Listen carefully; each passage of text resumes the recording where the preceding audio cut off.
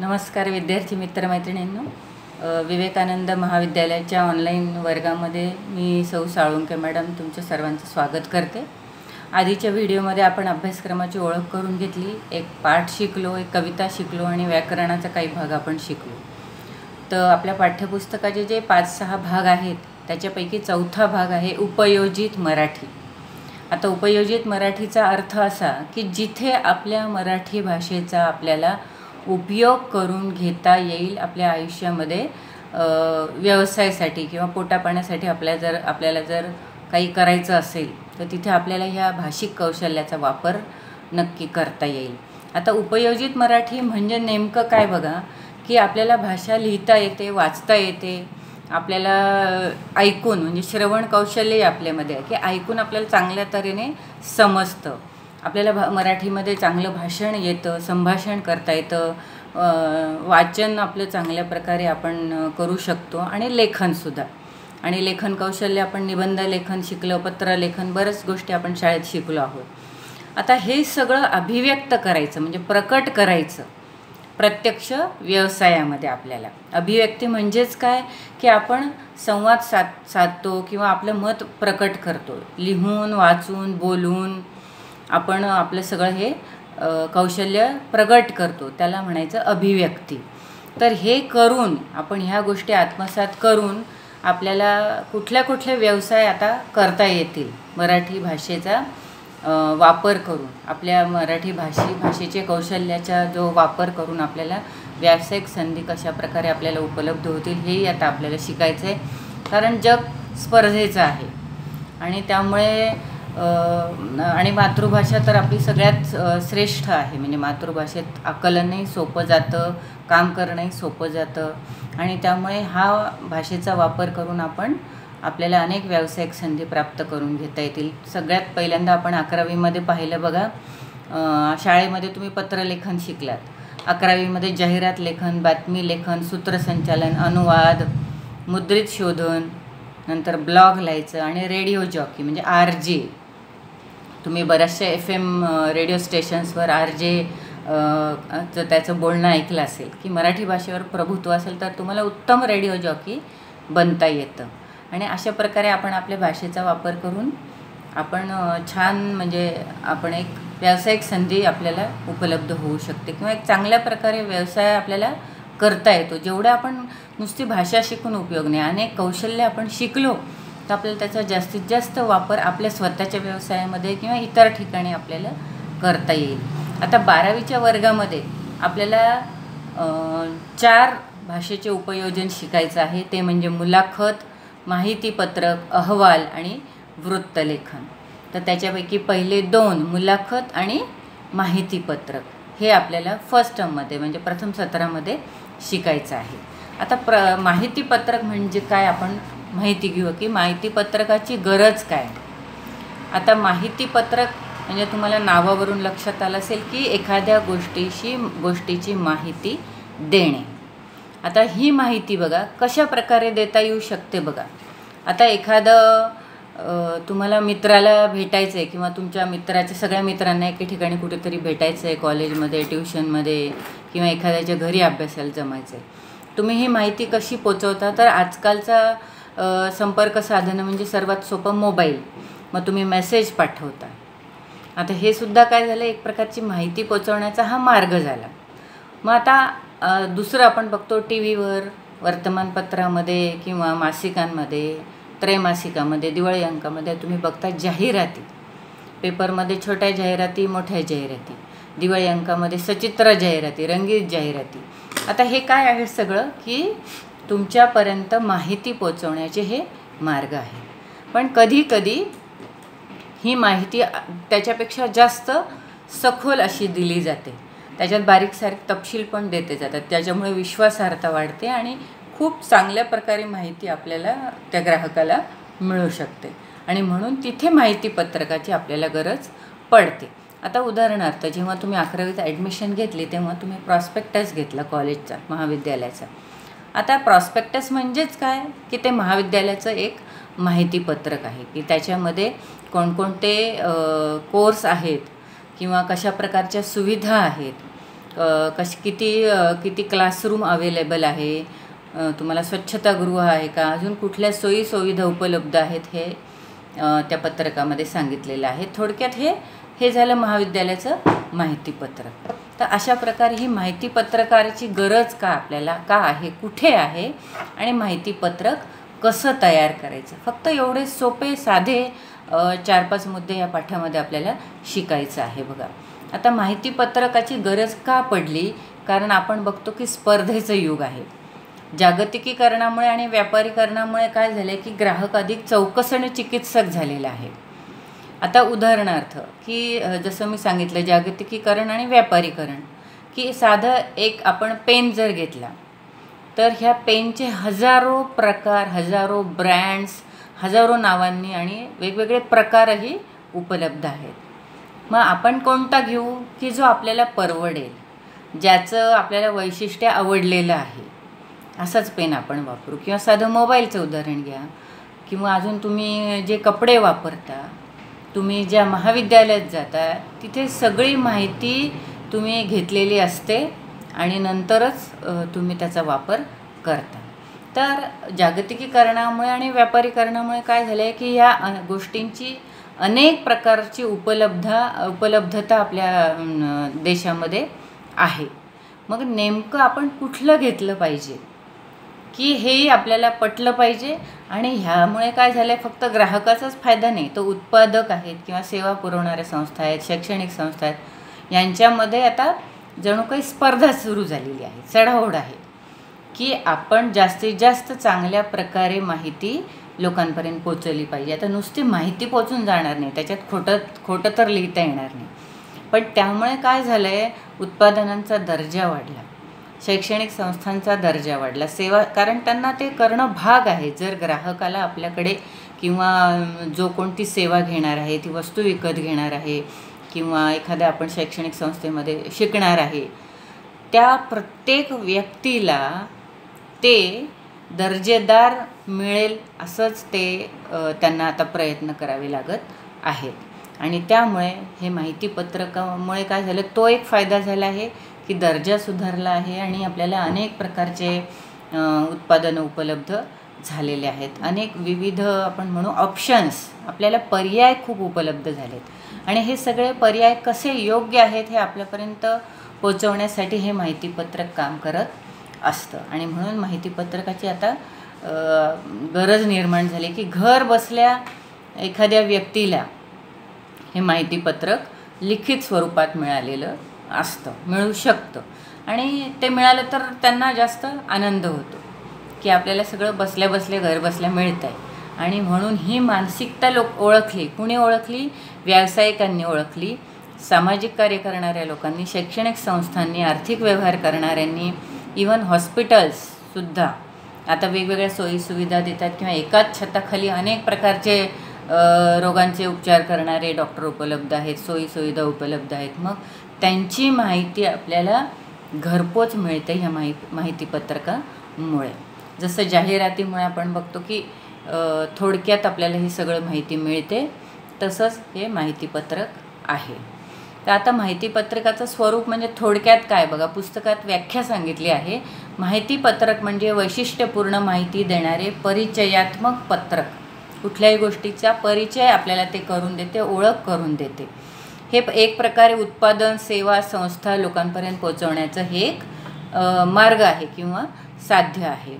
आणि जुन्या नव्या म्हणजे नवीन पण बाजारात काही आलं तर त्याकडे लोकांचं लक्ष वेधून घेण्यासाठी माहितीपत्रक बघा आपल्याला घरोघरी कधीकधी वाटल्या जातात, वर्तमानपत्राच्या मार्फत किंवा घरी आपल्याला सेल्समन आणून देतात किंवा आपण कुठे बाहेर गेलो सार्वजनिक ठिकाणी तिथे वाटले जातात.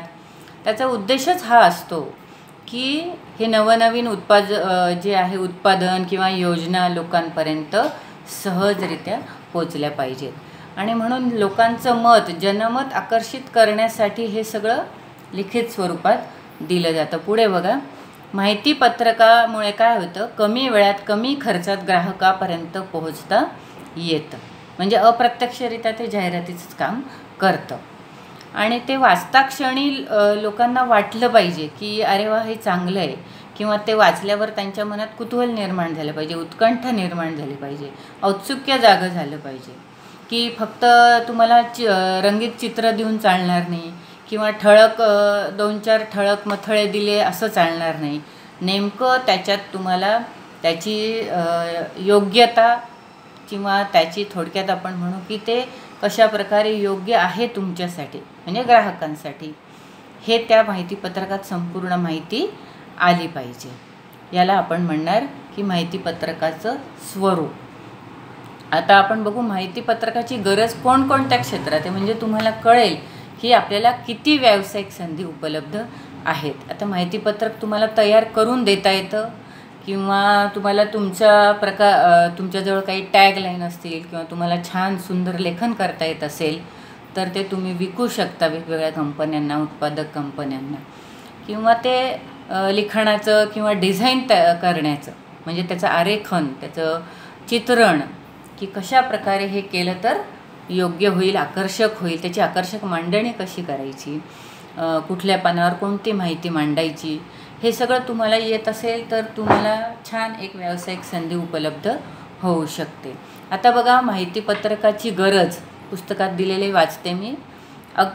फळावळ भाजीपाला विक्रेता यांनासुद्धा आजकाल गरज आहे, त्यांच्यामध्ये स्पर्धा आहे, चढाओढ आहे. त्यापासून आलिशान कार विक्रेते या सर्वांना माहितीपत्रकाची गरज भासते. आता बघा उदाहरणार्थ दिवाळी फराळ आपण बघतो की दिवाळीमध्ये सध्या आता हे फास्ट लाईफ झालेलं आहे, गतिमान, त्यामुळे प्रत्येक स्त्रीला वेळ मिळेलच असं नाही घरी फराळ. तर घरगुती फराळ करणाऱ्या स्त्रियासुद्धा आपण बघतो की त्यांचा दिवाळीच्या काळामध्ये हा व्यवसाय जोरात चालू असतो. मग आता त्यांच्यामध्ये स्पर्धा आहे, चढाओढ आहे. मग आपल्याकडून जास्तीत जास्त लोकांनी घ्यावं म्हणून त्यांनी माहितीपत्रकं तयार केली की आम्ही कशा प्रकारे स्वच्छता पाळतो, नंतर कमी पैशामध्ये आम्ही कसं दर्जेदार उत्पादन तुम्हाला खाद्यपदार्थ तुम्हाला तुमच्यापर्यंत पोचवतो. काही जण घरपोच सुविधा देतात ज्यांना शक्य आहे.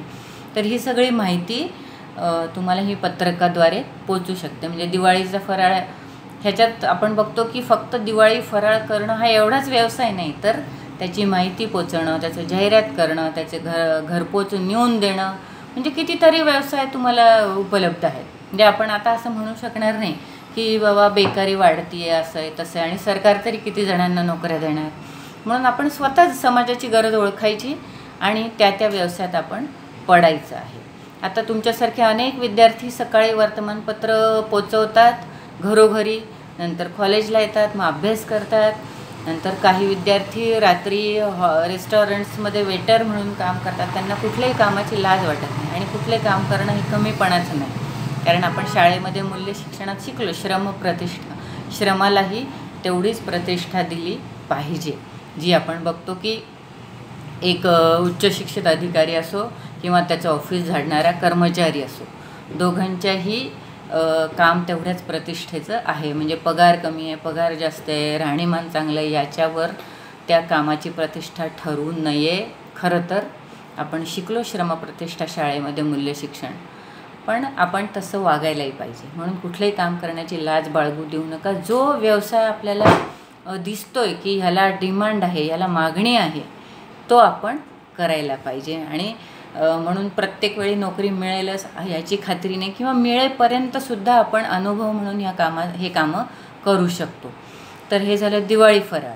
नंतर रेडीमेड कपडे, साड्या, खेळण्यांची दुकानं, किराणा माल, दिवाळी अंक, पुस्तकं, स्टेशनरी, हॉटेल्स, डायनिंग हॉल, मंगल कार्यालय, फर्निचर, विद्युत उपकरणे, यंत्रसामग्री, घरगुती उपकरणं, वाहनं, कारखाने, इलेक्ट्रॉनिक्स उपकरणं, औषधं, दूध दुभते, खाद्यपदार्थ, ह्या सगळ्या क्षेत्रात माहितीपत्रकांची गरज आपल्याला पडते.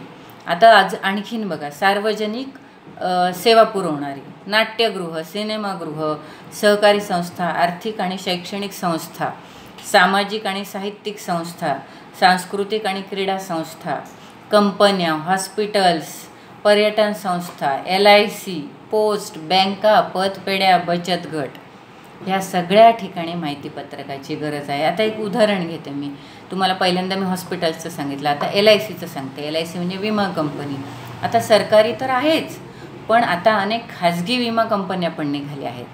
मग आता त्याच्यात जास्तीत जास्त चांगलं रिझल्ट किंवा असं म्हणेल की मी त्याच्यात जास्तीत जास्त चांगला पर्याय तुम्हाला त्या विमा कंपनीचा उपलब्ध जर असेल, पण ती माहितीच तुमच्यापर्यंत पोहोचली नाही, तर कंपनीलाही तोटा आणि ग्राहकालाही तोटा होऊ शकतो. आणि म्हणून कंपनीलाही स्वतःचा आपला खप वाढवायचा असतो, आपलं कंपनीचं उत्पादन किंवा आपण म्हणू की त्यांचं टर्नओव्हर जी उलाढाल वाढवायची असते, आणि ग्राहकालाही स्वतःला त्याचा फायदा हवा असतो प्रत्येक गोष्टीचा. आता कुणालाही साहजिक आहे, जर एवढे पर्याय उपलब्ध आहेत तर आपण जास्तीत जास्त आपल्याला जे पटेल तेच आपण घेतो. म्हणून एक उदाहरण दिलं विमा कंपनीचं, की खाजगी विमा कंपन्यांमध्ये सुद्धा आता स्पर्धा आहे आणि त्याच्यातसुद्धा जास्तीत जास्त पर्याय देणारे आपल्याला आपण ते निवडतो, आणि म्हणून त्यांचीसुद्धा माहितीपत्रकं आपल्यापर्यंत येतात.